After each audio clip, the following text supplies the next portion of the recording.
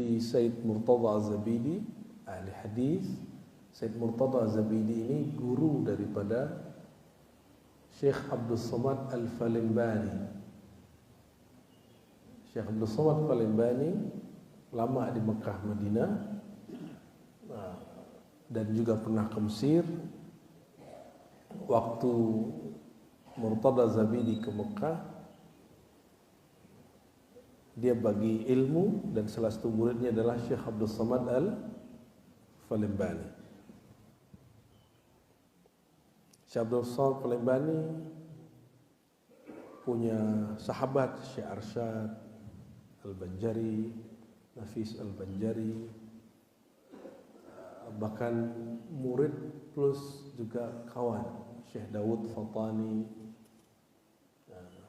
Dari silsilah mereka turun ke kita, ke ulama Nusantara, ya, Syekh Nawawi Bantani.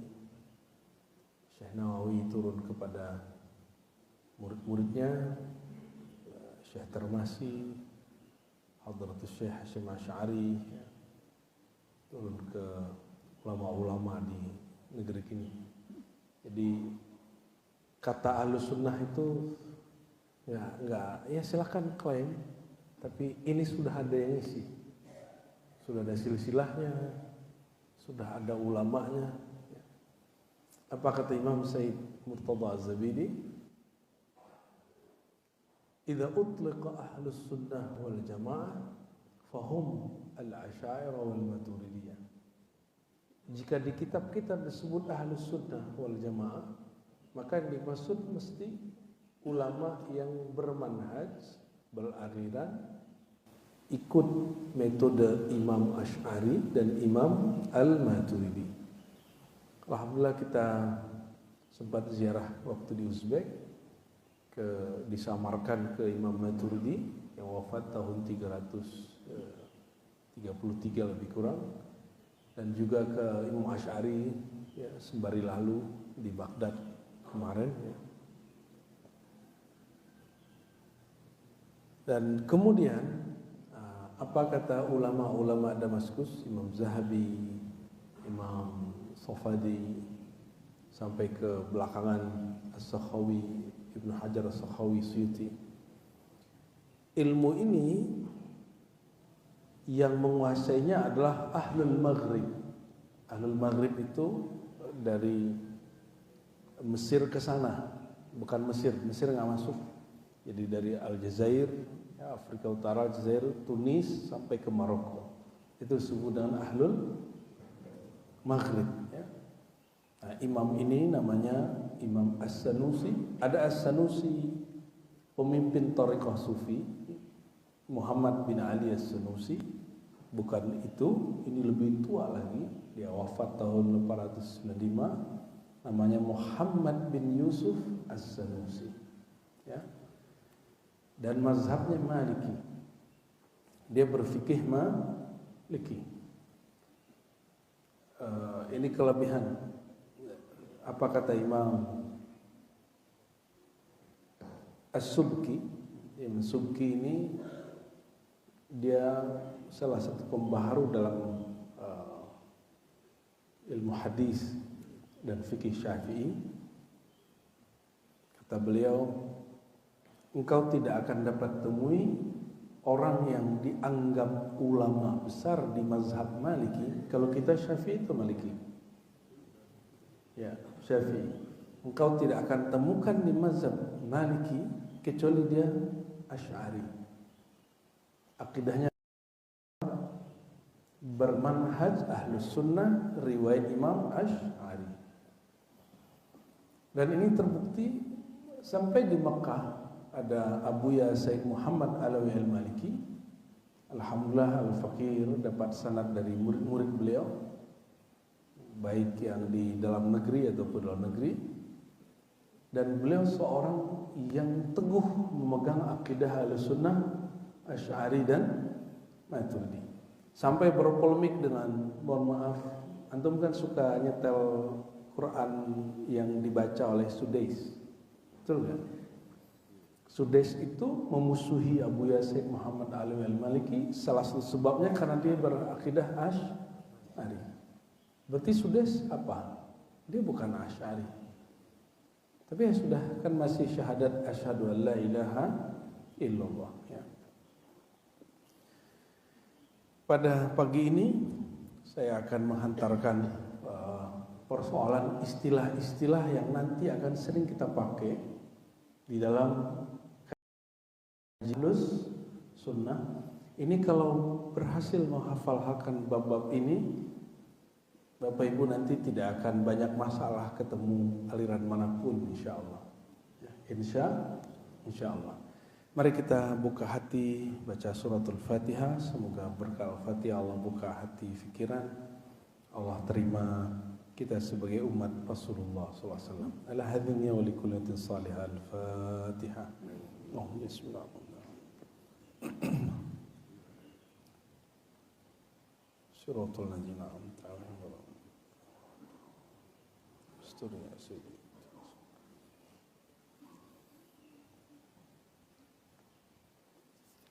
pertama,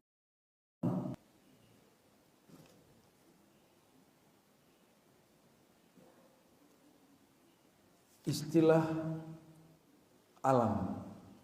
Apa istilahnya? Alam. Apa yang disebut alam? Alam itu bahasa Indonesia atau bahasa Arab? Kalau sholat, ayat apa yang menyebutkan kata alam?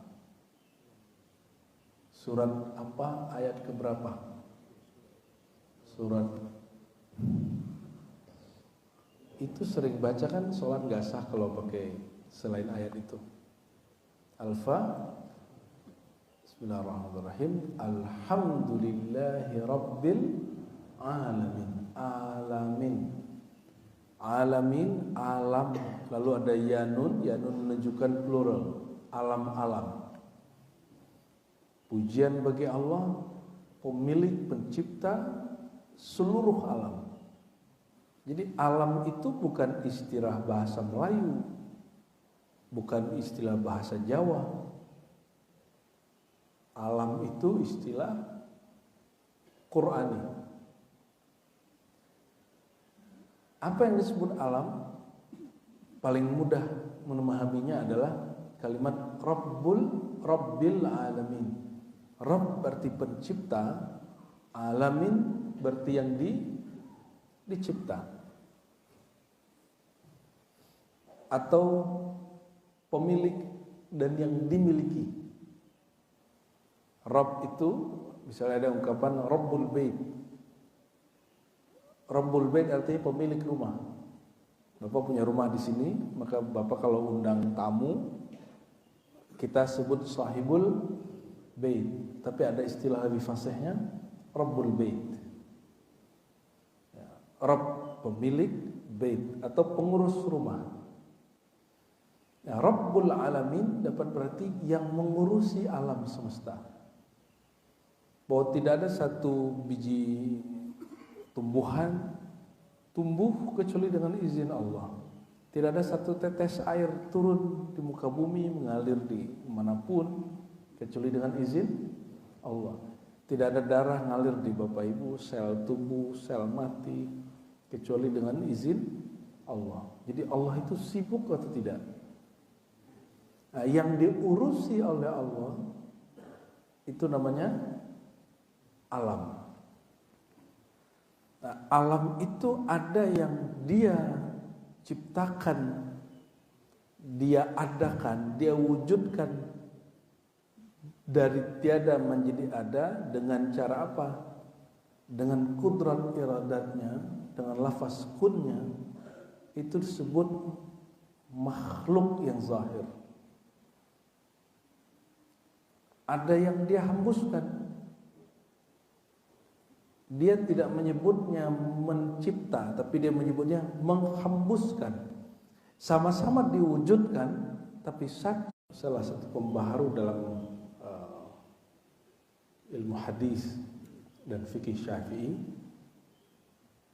kata beliau, engkau tidak akan dapat temui orang yang dianggap ulama besar di mazhab Maliki. Kalau kita Syafi'i itu Maliki. Ya, Syafi'i. engkau tidak akan temukan di mazhab Maliki kecuali dia Asy'ari. Akidahnya apa? Bermanhaj Ahlus Sunnah, riwayat Imam Asy'ari. Dan ini terbukti sampai di Mekah ada Abuya Said Muhammad Alawi Al-Maliki. Alhamdulillah Al-Fakir dapat sanad dari murid-murid beliau, baik yang di dalam negeri ataupun luar negeri. Dan beliau seorang yang teguh memegang akidah Ahlussunnah, Asy'ari dan Maturidi. Sampai berpolemik dengan, mohon maaf, antum kan suka nyetel Quran yang dibaca oleh Sudais, betul kan? Sudais itu memusuhi Abu Yazid Muhammad Alawi Al-Maliki, salah satu sebabnya karena dia berakidah Asy'ari. Berarti Sudais apa? Dia bukan Asy'ari. Tapi ya sudah, kan masih syahadat asyhadu an la ilaha illallah ya. Pada pagi ini saya akan menghantarkan persoalan istilah-istilah yang nanti akan sering kita pakai di dalam kajian akidah Ahlus Sunnah.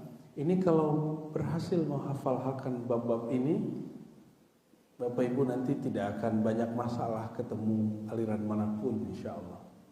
Insya Allah. Mari kita buka hati, baca suratul Fatihah. Semoga berkah Al-Fatihah Allah buka hati fikiran. Allah terima kita sebagai umat Rasulullah SAW. Ala hadhihi wa likulli salihah. Al-Fatihah. Bismillahirrahmanirrahim. Suratul ladzina an'amta 'alaihim. Ya Sayyidi.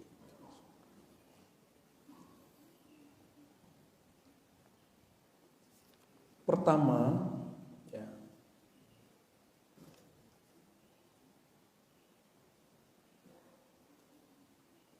istilah alam. Apa istilahnya? Alam. Apa yang disebut alam? Alam itu bahasa Indonesia atau bahasa Arab? Kalau sholat, ayat apa yang menyebutkan kata alam?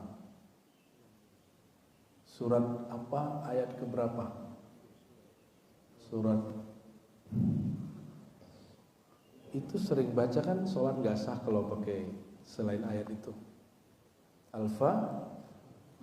Bismillahirrahmanirrahim. Alhamdulillahi Rabbil Alamin. Alamin. Alamin, alam, lalu ada yanun menunjukkan plural, alam-alam. Pujian bagi Allah, pemilik pencipta seluruh alam. Jadi alam itu bukan istilah bahasa Melayu, bukan istilah bahasa Jawa. Alam itu istilah Qur'ani. Apa yang disebut alam? Paling mudah memahaminya adalah kalimat Rabbil Alamin. Rabb berarti pencipta, alamin berarti yang dicipta. Atau pemilik dan yang dimiliki. Rabb itu misalnya ada ungkapan Rabbul Bait. Rabbul Bait artinya pemilik rumah. Bapak punya rumah di sini, maka Bapak kalau undang tamu, kita sebut sahibul bait. Tapi ada istilah lebih fasihnya, Rabbul Bait. Ya, Rabb pemilik, bait atau pengurus rumah. Ya, Rabbul Alamin dapat berarti yang mengurusi alam semesta. Bahwa tidak ada satu biji tumbuhan tumbuh kecuali dengan izin Allah. Tidak ada satu tetes air turun di muka bumi mengalir di manapun kecuali dengan izin Allah. Tidak ada darah ngalir di Bapak Ibu, sel tumbuh, sel mati kecuali dengan izin Allah. Jadi Allah itu sibuk atau tidak? Nah, yang diurusi oleh Allah itu namanya alam. Nah, alam itu ada yang dia ciptakan Dia adakan, dia wujudkan dari tiada menjadi ada dengan cara apa? Dengan kudrat iradatnya, dengan lafaz kunnya, itu disebut makhluk yang zahir. Ada yang dia hembuskan.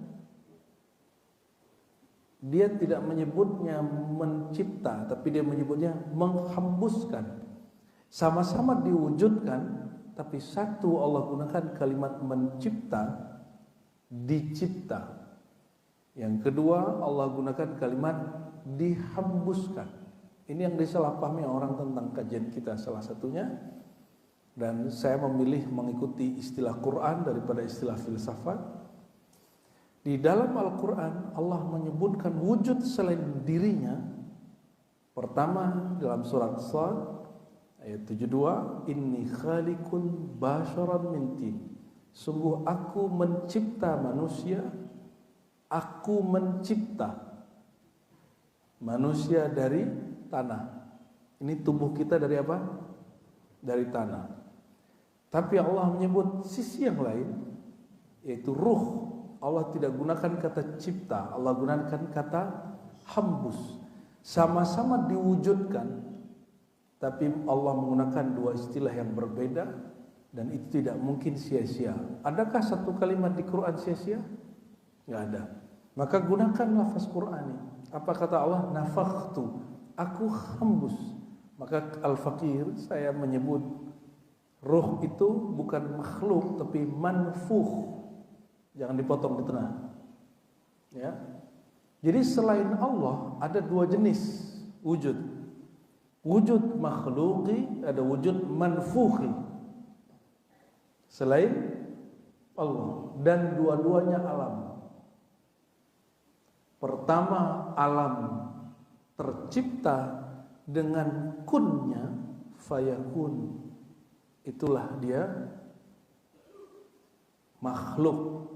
Ada yang dicipta dengan nafakhtu, aku hembus. Ada yang dia terwujud dengan dihembus, disebut dengan ruh. Nyambung? Ya, ini di kitab-kitab masih jarang. Hanya Imam Ghazali yang sudah membuka lahan ini. Apa kata beliau dalam Kitab Ar-Risalah ala Dunia? Dia berbeda dengan gurunya, namanya Juwaini.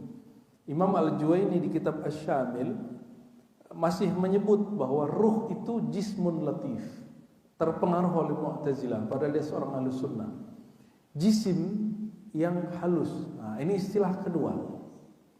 Tapi sebelum istilah kedua ini, kita bereskan dulu istilah alam. Jadi apa yang disebut alam? Berkata musannif, ya, lafzul alam bi fathil lam ma'nahu kullu ma siwallahi ta'ala. Alam itu kullu ma siwallah, segala sesuatu selain Allah. Berarti ruh bukan Allah. Kalau ditambahin alif lam, mungkinkah Allah menamakan dirinya ar-ruh? Itu pertanyaan yang sampai hari ini sulit dijawab. Kenapa? Allah juga menyebut dirinya nafs. Wallahu yuhadzirukum nafsah. Betul enggak? Allah menyebut sifat dirinya yad, tangan. Ada tangan, tapi bukan tangan ini. Allah menyebut datang, turun. Yang lebih deep, lebih dalam dari semua itu, Allah menyebut dirinya nafs, diri. Allah menyebut dirinya dengan istilah zat dan lain sebagainya. Ya, huwa. Tapi jika ada orang mengatakan Allah itu adalah roh, itu tidak benar. Allah itu adalah nafs, itu tidak benar. Allah itu yad, tidak benar. Tapi jika dia menamakan dirinya dengan itu yang hari ini dirahasiakan. Ya. Oleh karenanya ulama Ahlus Sunnah ya, tidak menyepakati penamaan bahwa atau mensifati Allah dengan yad, tangan, dalam pengertian harfiah. Ya. Tapi kita, kalau saya Asy'arinya mirip dengan Salafi Pak, tapi bukan Salafi. Ini manhaj ulama sufi yang ahlu sunnah. Mereka tidak mentakwil, memaknai ayat-ayat yang diperdebatkan hari ini oleh, mohon maaf, kawan-kawan saya yang ahlu sunnah aswaja masih debat tentang Allah istawa. Benar nggak? Allah duduk di atas aras, turun. Apakah di manakah Allah? Pertanyaan-pertanyaan begitu kita udah nggak nanyain.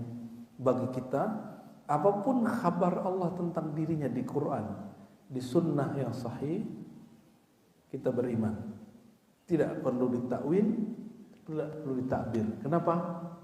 Jawabannya istilah yang kedua, jism. Apa arti jism? Kalau tubuh ini jasmani yang bersifat jisim. Jism dengan jasmani lain. Jism zat atau benda yang ada materinya, berzahir ataupun halus. Nyambung?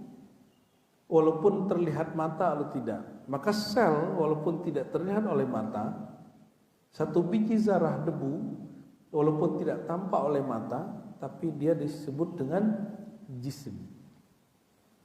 Partikel paling kecil yang tidak dapat dibagi itu namanya jauhar. Apa namanya? Jauhar al-fard. Coba ulangi. Semoga pagi ini otaknya panas. Tapi ini asik, Pak. Jauhar itu partikel paling nyata hari ini, terjemahannya berubah. Dulu orang sebut atom. Sekarang berganti kuantum. Apa yang disebut jisim? Jisim suatu wujud selain Allah yang materi, yang paling kecil tidak dapat dibagi-bagi lagi. Itu disebut jauharul fard. Nah, adapun jika dapat dibagi, disebut jauhar aja. Ada yang namanya Pak Jauhar di sini? Ada? Ya. Kalau jauhari lain lagi. Jauhari artinya intan berlian barangkali ya. Kalau jauhar, ya materi paling halus. Jika dua materi atau lebih tergabung namanya jisim. Gimana? Dua materi jauhar digabung atau lebih, dua atau lebih digabung disebut dengan jisim. Nyambung? Jauharuddin inti agama atau permata agama. Oh, ketua Mansur. Masya Allah. Ya mungkin dulu babehnya ngaji kitab ini ya. Jadi disebut jauhar. Sudah oke? Alam, jisim, jauhar. Jauhar satu materi terkecil itu dia punya karakter, punya kondisi, punya sifat yang melekat. Coba putih apa kuning? Putih. Oke, sudah. Cahaya itu masuk ke jisim yang mana? Jisim terbagi dua. Jisim kasar, jisim halus. Cahaya masuk ke mana? Halus. Udara? Halus. Sudah? Ya. Apa warnanya? Nah, ini kita ngelatih otak. Biar nanti gak salah nyembah siapa. Karena ini suka membayang-bayangkan sesuatu. Ya, yang abstrak-abstrak itu. Ini cahaya warnanya apa? Oke, berarti cahaya itu jisim. Oke? Warna cahaya itu merambat atau apa? Dia merambat di udara atau memancar?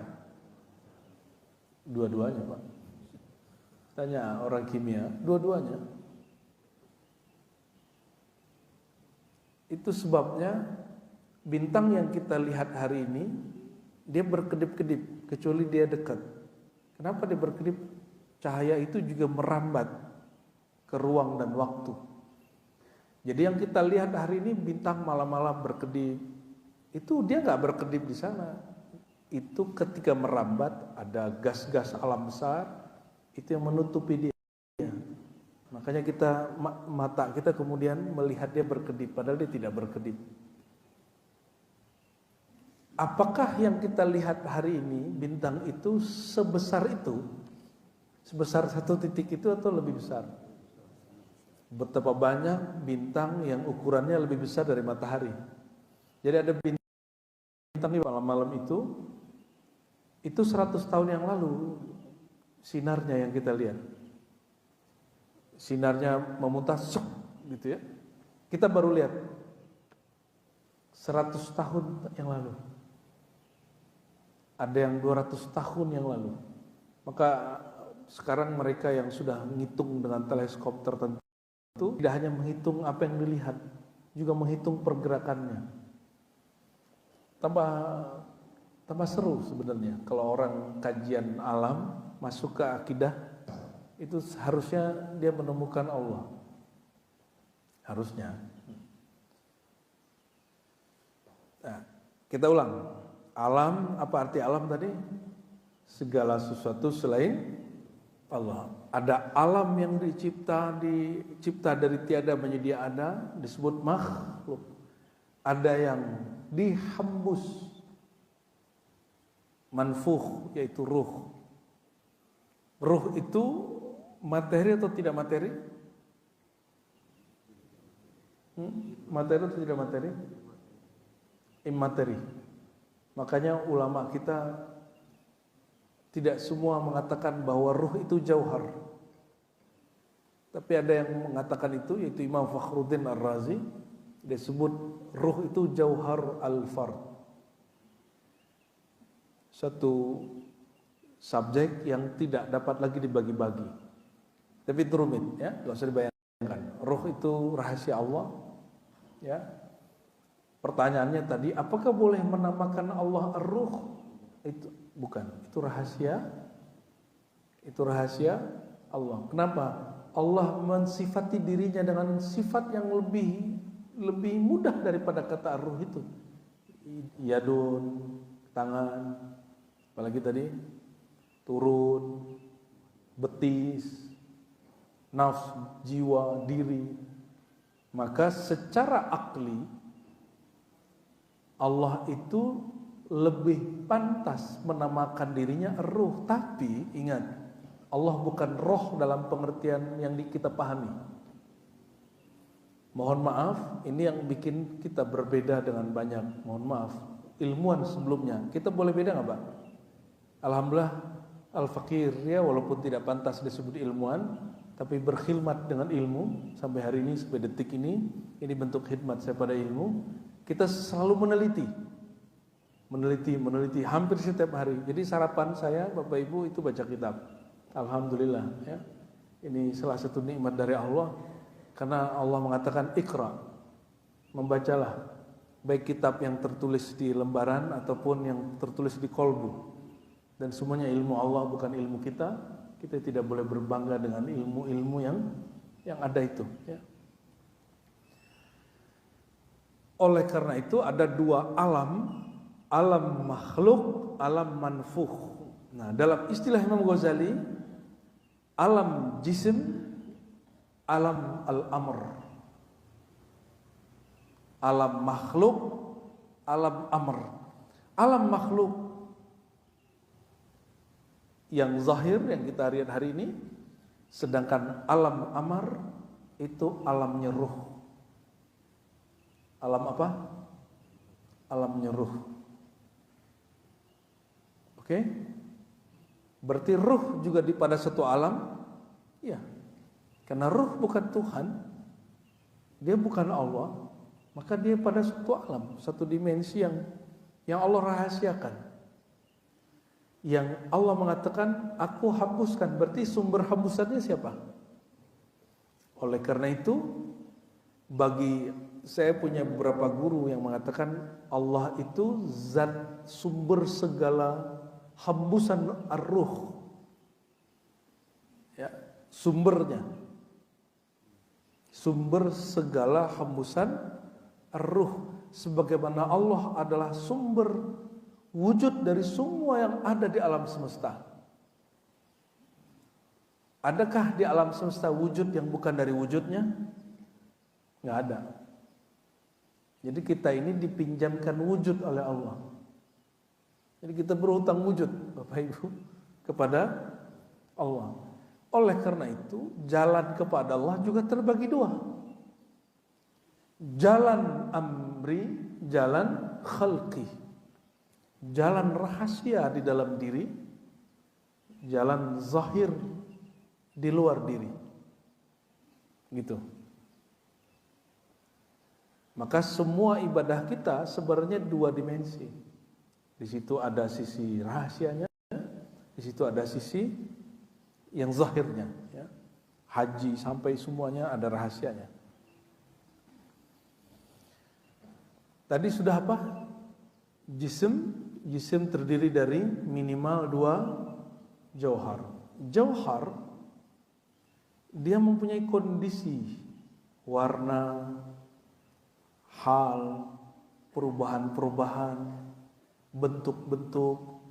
Itu disebut dengan arad. Apa disebutnya? Ain, ra, dal, dha. Arad. Kita sebut kondisi atau atribut atau sifat. Saya mau tanya, adakah yang Allah cipta tapi tidak di satu ruang? Ada nggak?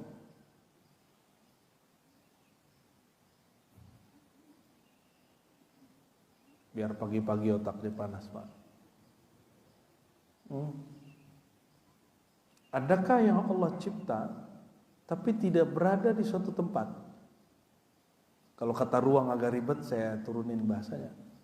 Coba bayangkan satu wujud, satu benda, tapi tidak berada di satu tempat. Bayangkan. Sanggup? Mustahil? Mustahil? Oke. Maka salah satu karakter utama dari benda bertempat. Nyambung? Itu goalnya. Karena Allah bukanlah benda, maka jangan pernah membayangkan Allah itu bertempat. Masuk? Gol? Bahasa Arabnya, ini bahasa Arabnya. Ya. Kullu muhdatsin mutahayyiz. Setiap yang baru itu bertempat. Oleh karena itu sangat sensitif sekali, nggak nyambung antara Salafi dengan Asy'ari ketika ada satu riwayat hadis yang riwayat ini tidak ada hubungannya dengan perdebatan mereka sebenarnya. Bahwa dalam satu riwayat Nabi bertanya kepada budak perempuan. Pertanyaannya ada 3 versi. Pertama, di mana Allah? Yang kedua, siapa Tuhanmu? Yang ketiga, apakah engkau bersaksi tiada Tuhan selain Allah? 3 riwayat nih, Pak. Namun yang di Sahih Muslim, ya, ada beberapa versi 2 minimal yang dipakai oleh teman-teman kita Salafi, kalimat di mana Allah. Pertanyaan di mana itu pertanyaan tempat atau bukan tempat? Walaupun riwayatnya sahih, tapi konteksnya bertentangan dengan akal yang sahih. Oleh karena itu, hadis ini diteliti ulang oleh ulama-ulama, ketemu disebut dengan ittirab. Apa arti ittirab? Kontradiksi dengan hadis yang juga sahih.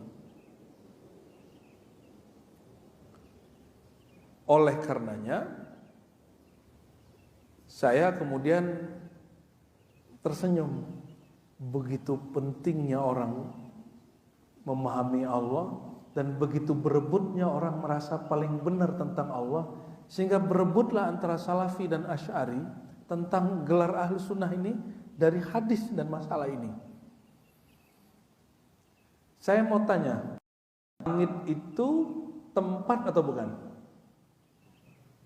Di langit malaikat, arwah, bintang-bintang, betul? Jika ada riwayat hadis menyebut bahwa di langit itu ada Tuhan, Tuhan bertempat di langit, bertentangankah dengan semua ayat-ayat yang menyebutkan bahwa di langit-langit ada malaikat? Di hadis yang menyebutkan bahwa di langit ada malaikat, ada arwah-arwah Nabi.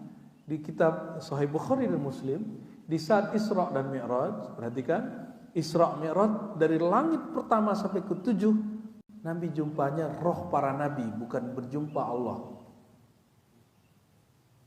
Coba cek lagi. Ya, yang ngotot mengatakan Tuhan di langit, berarti hadis Mi'raj bertentangan dengan riwayat Muslim tadi. Padahal hadis Mi'raj juga ada di Sahih Bukhari, juga ada di Sahih Muslim. Ini tidak lagi disebut ittirab, disebut syaz. Apa arti syaz?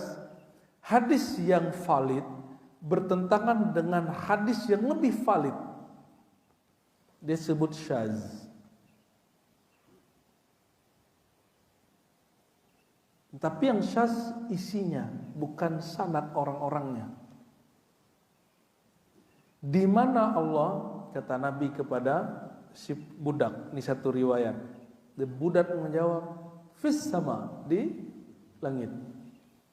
Di hadis Isra dan Mi'raj, Nabi di langit pertama jumpa Nabi Adam, langit kedua jumpa Nabi Isa, terus sampai ke langit ke-7, semuanya Nabi, sampai langit ke-7 Nabi Ibrahim. Jumpa Allah, bertentangan hadisnya, itu sudah cukup.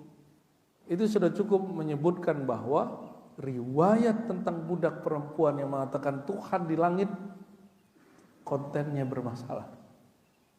Ya, maka yang lebih tepat, saya mau tanya Bapak Ibu, ada orang non Muslim hari ini mengatakan Tuhan di langit, dia udah Muslim belum? Apakah sah Islamnya dengan mengatakan begitu? Orang masuk Islam, di sini ada mu'alaf, orang masuk Islam, dia mengatakan, aku bersaksi Tuhan di langit. Sudah sah belum Islamnya? Cara orang sah masuk Islam apa? Asyhadu alla ilaha illallah. Aku bersaksi tiada yang disembah kecuali Allah. Baru sah dia seorang Muslim. Oleh karenanya, baca riwayat walaupun zahirnya sahih, tidak cukup. Dia mesti dibandingkan dengan riwayat yang lain. Jika riwayat hadis berkaitan dengan akidah, wajib ikut disiplin ilmu akidah. Jika berkaitan dengan hukum fikih, ikuti ulama ahli fikih dan lain sebagainya. Oke? Napas dulu. Allahumma sholli ala Muhammad.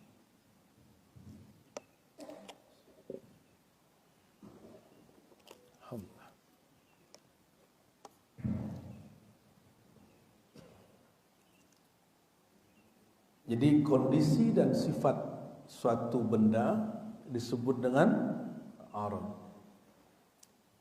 Pada Allah, dirinya disebut dengan zat.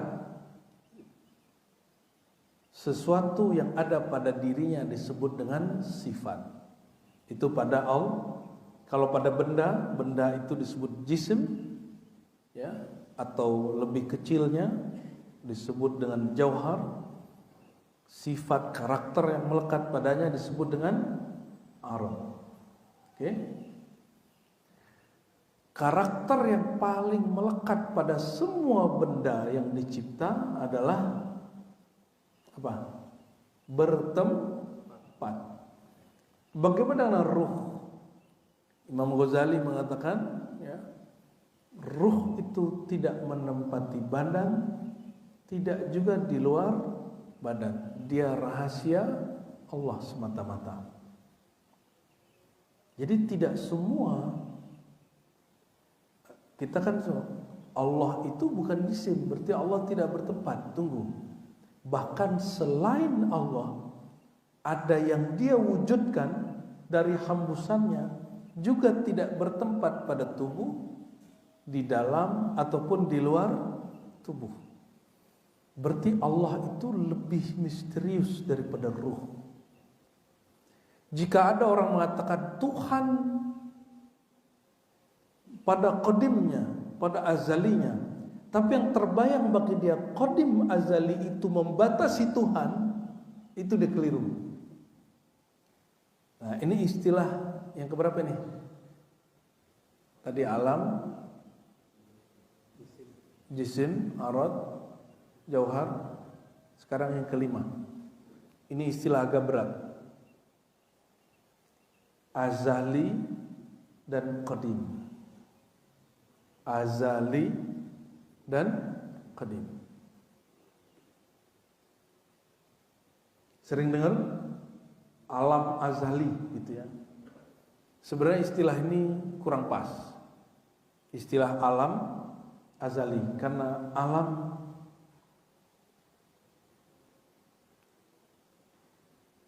azali itu menunjukkan pra alam. Apa pengertian sederhana terhadap azali? Pra alam. Alam itu ada tempat, ada ruang, ada waktu. Tempat, ruang, waktu, 3. Kalau pra alam belum tercipta tempat, belum tercipta ruang dan waktu. Dapat dibayangkan? Disebut azali. Nah, apa kata Imam As-Sanusi? Lafzul azal ya'nuna bihi nafyul awwaliyah ay laysa lahu awwal. Azali itu akan menegasikan, meniadakan bahwa Allah itu bermula dari satu titik waktu. Itu yang disebut azali. Nah, Imam Nasafi, seingat kita, pernah membagi sedikit. Azali itu sifat Allah, qadim itu zat Allah. Jadi dia mengatakan ada ulama yang membagi ini, dan saya cenderung dengan pandangan ini. Qadim itu juga artinya apa? Sama dengan azali tadi. Laisa lahu awal, tidak berawal. Itu disebut dengan qadim. Perhatikan. Baik qadim ataupun azali, ini artinya hampir mirip, itu tidak berawal. Bisa dibayangkan? Ini kalimat untuk mengunci otak, jangan lagi masuk wilayah ini. Itu gunanya. Jangan lagi masuk wilayah ini, karena ini wilayah bukan lagi akal, dia wilayahnya wilayah ruh. Ruh yang bisa memahaminya. Karena ruh sampai hari ini kita juga nggak tahu dia bentuknya bagaimana, dia tempatnya di mana. Karena kalau ada orang potong tangan, kan ada sebagian negara masih potong tangan, dia nggak mati, betul nggak? Seandainya ruh itu ada di badan, kita potong tangan, orang mati. Seandainya ruh itu di perut, maka Ashabul Kahfi tidak makan 309 tahun, harusnya mati. Berarti gak ada urusannya ruh dengan makan. Ini kabar gembiranya. Seandainya terjadi pacaklik di alam semesta, Bapak kenali ruhnya. Ruh itu tidak makan. Kita harus membuat ruh itu lebih kenal dirinya, kesejatiannya daripada tubuh ini. Inilah yang Nabi katakan tentang hak dirinya. Apakah Nabi? Kata Rasulullah SAW, kulu washrabu, kalian makanlah. Amma ana saqani rabbi wa at'amani. Yang ngasih makan aku adalah Tuhanku. Makanan ruh apa? Makanan ruh. Abu Talib Al-Makki mengatakan qutul qulub qutul ruh al-ilm wal ma'rifah. Makanan ruh adalah ilmu dan ma'rifat. Inilah rahasia Ashabul Kahfi. Kenapa mereka 309 tahun tidak mati? Karena mereka menyimpan rahasia ilmu tentang ruh.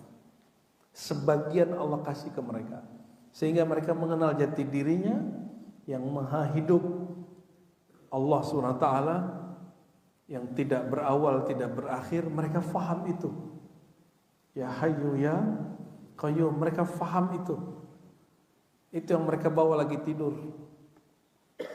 Makanya bangun-bangun berasanya orang tidur, berasa gak?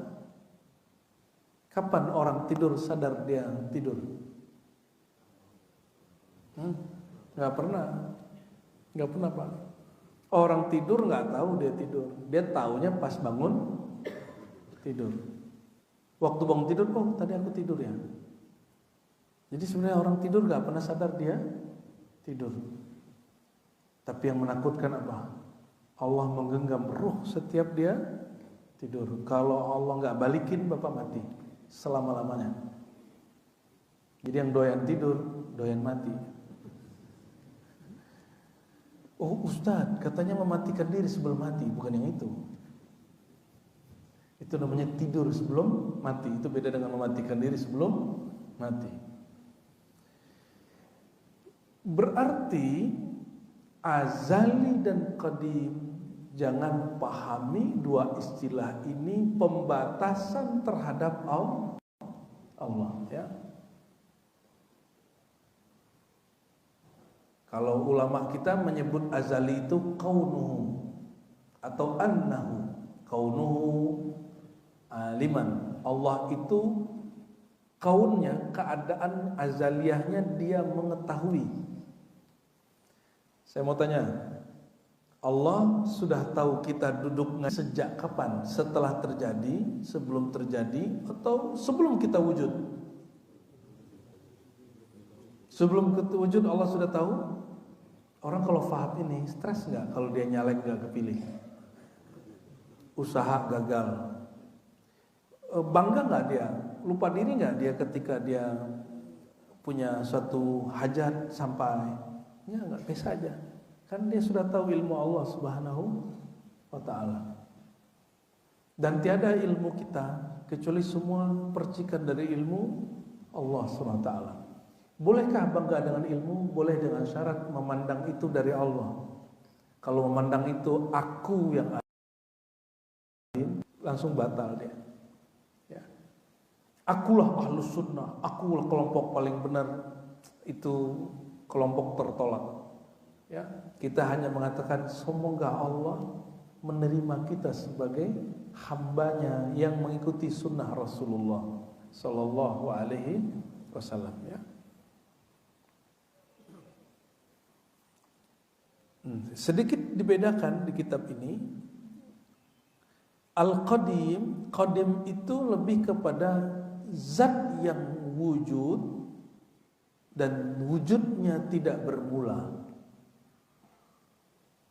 tidak berawal. Jika tidak berawal artinya apa? Kalau orang, Bapak, mohon maaf Bapak lahir tahun berapa?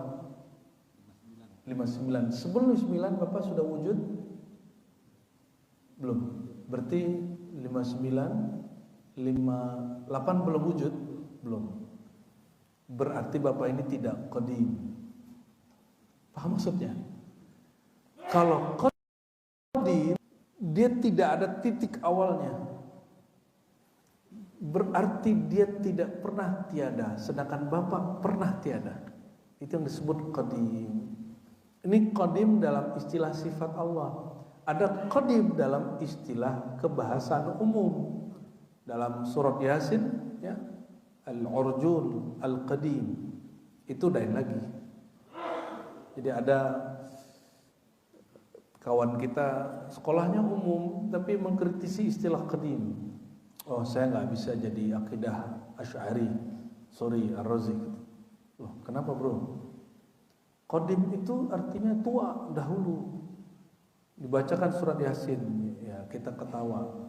Tidak semua yang dilafazkan di Quran itu kamu memahaminya sebagai sifat Allah. Kenapa? Ada kalimat urjun, bukan sebagai lafaz nama sifat Allah. Nah, ini yang menarik. Ini juga jurang pemisah antara Salafi dan Asy'ari. Tapi nanti ada titik temu, Mbak, tenang. Ya. Kan kita ini paling senang kalau disebutin perbedaan. Karena senang berantem, Bapak itu senang berantem.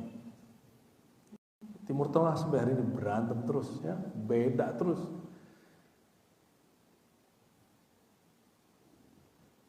Perbedaannya tidak menerima qadim sebagai sifat Allah. Inilah masalah terbesar.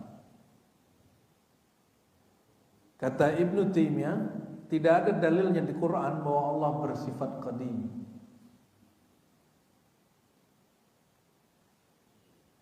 Halo? Nyambung gak? Bahaya gak kalimat ini? Kalau orang gak paham nih bahaya. Orang akan mengira Ibnu Taimiyah tidak percaya Allah ini tidak berawal. Bukan begitu. Ibnu Taimiyah ini dalam ilmu kebahasaan, dia menganut aliran tekstualisme, aliran serba teks. Kalau tidak ada di teks secara harfiah, berarti nggak ada. Ini versi Ibnu Taimiyah. Tapi jangan difahami Ibnu Taimiyah menolak Allah itu tidak berawal. Maka Ibnu Taimiyah mengatakan, cukup katakan Allah itu huwal awwalu wal akhiru. Dialah yang maha awal, tidak ada yang lebih awal dari dia. Sama aja tuh. Ini hanya masalah pengistilahan. Dalam istilah Imam Salafi Ibnu Taimiyah yang wafat 728 Hijriah, jangan sebut Allah itu qadim, sebut saja Allah itu awal.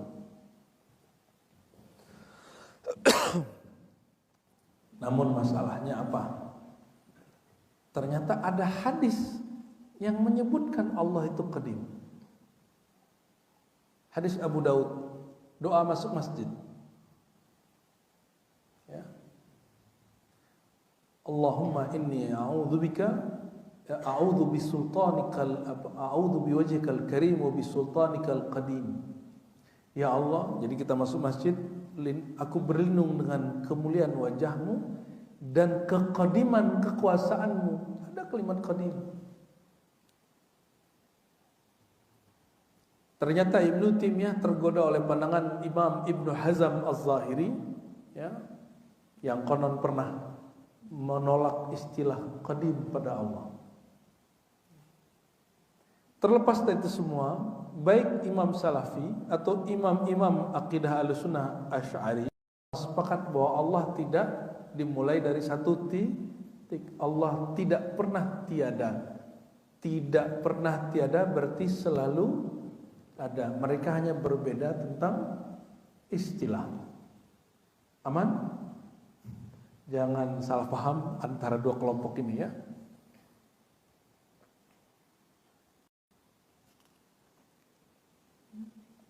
Berat atau ringan? Berat atau ringan? Jangan rumah doang yang bagus, Pak. Otaknya juga harus bagus. Ya. Jangan berhenti belajar dengan kuliah. Pekerjaan kita sudah banyak yang gak cocok dengan tabiat naturalnya otak. Jadi salah satu obat kepikunan, Bapak ngaji yang begini-gini. Ya, karena setahu saya ngobrol dengan pakar neurologis beberapa, ya, otak itu kalau kita belajar bahasa baru, istilah baru, dari tadi ada beberapa istilah, ini sel-sel di dalam nyambung. Jadi otak Bapak tidak mengkerut ketika umurnya tua, ya. Ntar tambah waras Pak Alang. Maka di Ribat, mohon maaf, Ribat ini orang taunya lembaga kajian tasawuf. Bukan, Pak. Kami lembaga kajian kitab-kitab Ahlus Sunnah. Ribat sebelum pandemi, kajiannya kajian-kajian begini. Setelah pandemi, waktu pandemi orang dikasih begini tambah pusing. Udahlah kami kena pandemi dikasih yang berat-berat begini. Akhirnya kita putar otak bagaimana caranya mengobati rasa keputusasaan. Itu tidak ada di kitab ini. Adanya di kitab satu lagi yaitu tasawuf. Beliau juga seorang imam sufi. Akhirnya disitulah ribat bertransformasi. Yang tadinya lebih kepada akidah, tasawufnya sedikit. Sekarang tasawufnya lebih banyak. Tapi ininya sudah beres duluan. Jadi Bapak kalau orang yang suka ngalamin pengalaman ini, pengalaman itu, nyampe di ribat tuh hambar semua itu. Karena sering disodorin kitab-kitab begini. Pas ngaji, kitab ini lagi. Maka yang mimpi-mimpi, yang kalau zikir badannya jalan kemana-mana, pikirannya sampai di negeri mana, itu nanti kalau di kita langsung kalah dengan nikmatnya ilmu. Saya mimpi ketemu Rasulullah, gitu ya. Mimpi ketemu Rasulullah, mimpi itu ikhtiar atau anugerah. Bapak lagi sadar begini, rindu Rasulullah, ingin jumpa Rasulullah, mempelajari ilmu tentang Rasulullah, itu lebih afdol daripada mimpi 1000 kali. Karena mimpi itu tidak ikhtiar kita, itu cuma diberi. Orang sadar mencintai Nabi lebih afdal daripada orang mimpi 100 kali. Mimpi mau diapain? Enggak dihisap juga. Yang dihisap tadi kesadaran kita kepada Rasulullah SAW. Oleh karena itu, mimpi di ilmu mimpi dipakai di dalam ilmu tarekat sufi, Pak. Tarekat yang paling kencang menggunakan mimpi sebagai satu alat instrumen, tarekat Kubrawiyah dan Suhrawardiyah Khalwatiyah Samaniyah. Ya. Di dalam tarekat tersebut, ini ternyata sekarang dipakai para psikolog, termasuk bapak psikolog yang mati bunuh diri itu siapa? Sigmund Freud. Dia menjadikan mimpi sebagai salah satu indikator kesehatan psikis dan fisik seseorang. Ternyata imam kita sudah lebih dahulu di tarekat Khalwatiyah Kubrawiyah. Ya, orang itu bisa dirusak lewat mimpi. Kata-katai dia sebelum tidur, nanti dia mimpi sesuatu. Itu pernah terjadi dan ada ilmunya. Nah, di dalam ilmu tarekat yang tadi saya sebut, mimpi-mimpinya murid itu nanti direkod oleh guru, nanti jadi catatan laporan kondisi rohani. Karena mimpi itu alam bawah sadar kayak gunung es, bawahnya masih ada banyak masalah. Nah, orang yang suka mimpi ini, mimpi itu, berarti ada satu obsesi dalam dirinya yang munculnya 1-2 mimpi itu, tapi di belakangnya ada sesuatu yang lebih besar. Jadi hati-hati, apalagi yang mimpi jadi wali, gitu ya. Ente mimpi jadi wali, bagus, ya. Tapi bukan wali-wali seperti yang dipahami orang itu. Ada yang dia sudah gak bisa bedain mimpinya dengan alam nyatanya, maka dia ngomong aneh-aneh, ya, bahasa-bahasa, dia klaim ini bahasa semut, ya kan? Itu udah gak bisa membedain dia tuh, Pak. Orang begini tuh udah gak ada barrier antara alam sadar dia dengan alam bawah sadar. Itu udah konslet lah itu, ya. Berarti gak mateng dan oleh karenanya tidak diperkenankan seseorang masuk ke dunia tasawuf kecuali akidah ahlus sunnahnya oke. Nggak diperkenankan sama sekali. Kalau belajar zikir aja boleh. Jadi bedakan tasawuf dengan ilmu zikir. Ilmu tasawuf itu ilmu tentang kerahasiaan diri yang berkaitan dengan Allah. Kalau ilmu zikir, ada yang dia bagian dari tasawuf, ada yang dia bukan bagian dari tasawuf, ada cuma di fikih aja, ya. Jadi tidak semua belajar zikir itu sufi, ya. Tapi kalau belajar tentang kerahasiaan diri itu pasti bertasawuf. Dan metode jalannya thariqahnya cuma satu, al-ilm, ilmu. Karena sang Nabi mengatakan dirinya adalah pusat ilmu dan mustahil orang sampai ke beliau tanpa ilmu. Apa kata Nabi? Aku kota ilmu. Benar gak? Berarti cara kenal Rasulullah lihat apa? Ilmu, gak ada lagi. Jadi jangan dikira nih kita belajar kitab begini, ini Rasulullah akan menolak kita, enggak. Ini Rasulullah senang. Rasulullah senang ketika ngeliat umatnya berilmu. Oh, ilmu ini tidak ada di zaman Rasul. Saya tanya, emang ilmu hadis ada di zaman Rasul? Ilmu fikih ada di zaman Rasul? Ilmu tafsir ada di zaman Rasul? Yang mengklaim-klaim bahwa kitab ini itu ilmu akidah, ilmu kalam, tidak di zaman Rasul. Dia kan mengajar kitab ilmu hadis, ilmu fikih. Yang semua ilmu ini tidak pernah ada di zaman Rasul SAW. Semua ilmu itu baru ada di abad kedua, ketiga, keempat sampai hari ini. Ya, jangan ketipu dengan kata-kata begitu. Ya, ada istilah lagi. Ini dua istilah terakhir. Daim. Apa arti daim? Dawam atau bako. Bako, apa arti bako? Kekal. Yang wujudnya tidak pernah berakhir. Itu disebut dengan bako. Apa perbedaannya dengan ruh kita? Allah itu tidak berawal, tidak berakhir. Lalu Allah mencipta tubuh ini, dia berawal dan berakhir, dan menghembus ruh kita, dia berawal tapi tidak pernah berakhir. Nah, beda tuh. Maka harus dibedakan antara wujud ruh yang sama-sama diwujudkan oleh Allah dengan wujud tubuh. Perhatikan, sama-sama diwujudkan Allah. Tapi wujud yang pertama makhluk, wujud kedua manfuh. Yang makhluk dia berawal berakhir. Kalau ruh dia berawal, awalnya adalah hembusannya Allah itu. Sedangkan akhirnya tiada. Jadi kalau tubuh ini mati, ruh terus, jalan terus. Disebut khalidan mukhalladan. Dia kekal, dikekal. Tapi kata kekalnya bukan menggunakan kata baqa. Kata baqa hanya untuk Allah. Wa yabqa wajhu rabbika. Ya. Yang baqa hanya wajah Tuhanmu. Oke. Sinonimnya abadi. Jadi abadi bukan bahasa Sanskerta. Abadi, abad. Ya. Abadi itu salah satu istilah tentang sesuatu yang berwujud dan tidak berakhir. Disebut abadi. Berapa istilah kita pagi ini?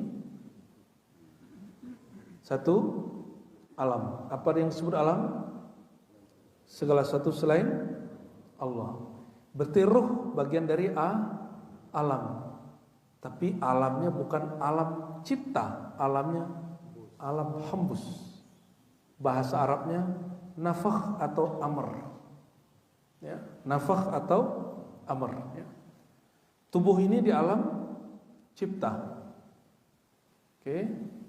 Terus istilah kedua, jisim. Apa arti jisim? Sesuatu yang terdiri dari dua jauhar atau lebih. Jauhar itu turunannya ada seperti jauhar tadi.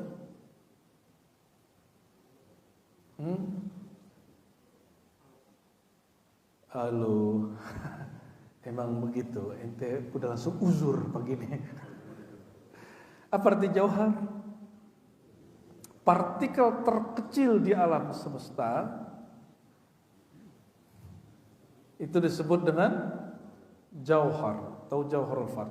Dua partikel terkecil jauhar itu digabung menjadi jisim. Oke. Atribut kondisi yang melekat padanya disebut dengan arad atau sifat. Maka warna, tempat, ukuran itu bagian dari sifat jism. Allah bukan. Tidaklah elo menanyakan Allah bertempat atau tidak, ya.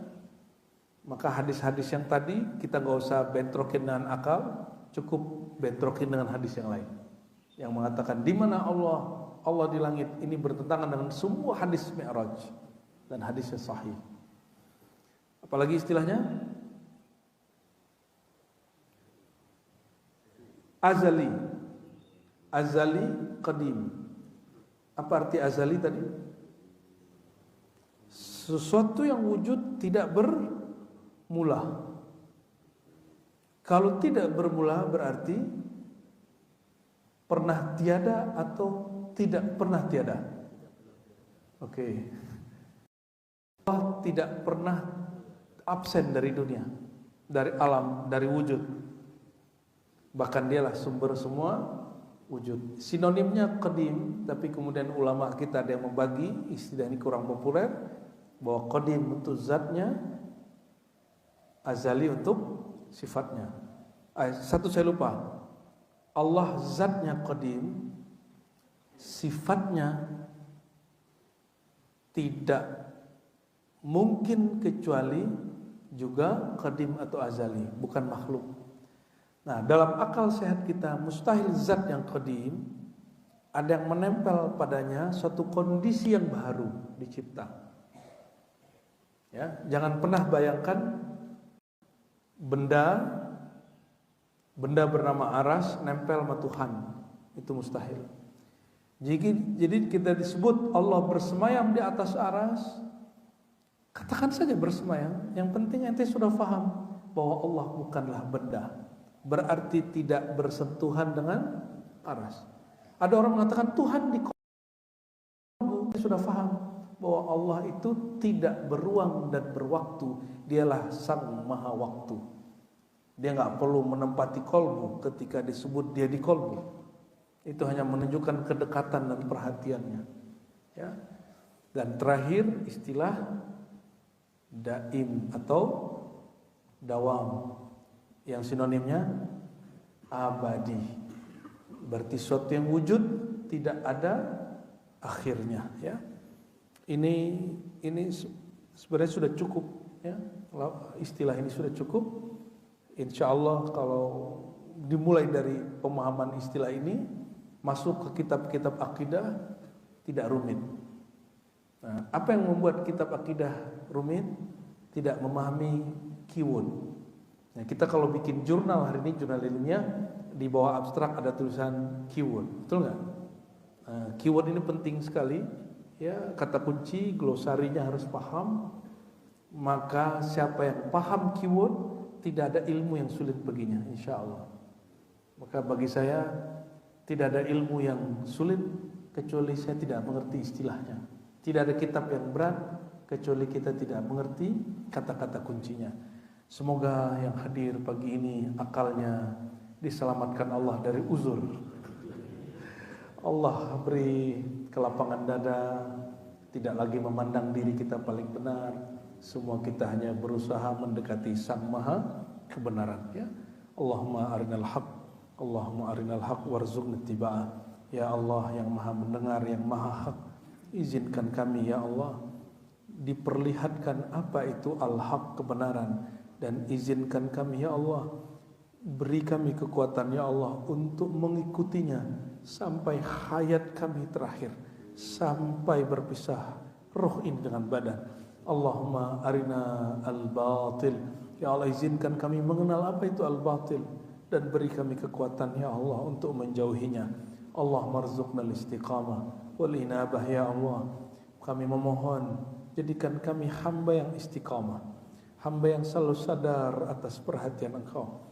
Dan ya Allah, tawaffana ala dinil Islam, wafatkan kami ya Allah dengan agama yang Kau berikan kepada Sayyidina Muhammad sallallahu alaihi wasallam, itu agama berserah diri, agama Islam yang suci, Amin ya rabbal alamin. Rabbana atina fid dunya hasanah wa fil akhirati hasanah wa qina adzabannar. Alhamdulillah rabbil alamin. Subhanakallahumma bika asyhadu an la ilaha illa anta astaghfiruka wa atubu ilaik. Mohon maaf salah kurangnya. Silakan salat syuruk. Assalamualaikum warahmatullahi wabarakatuh. Syukur.